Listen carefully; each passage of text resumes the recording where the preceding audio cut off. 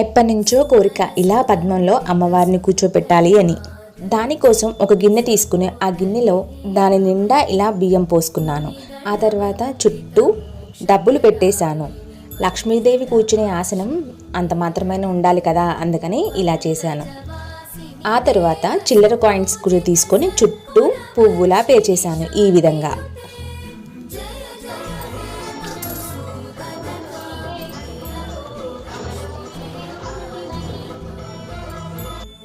చూడ్డానికి అయితే చాలా బాగుంది కదా.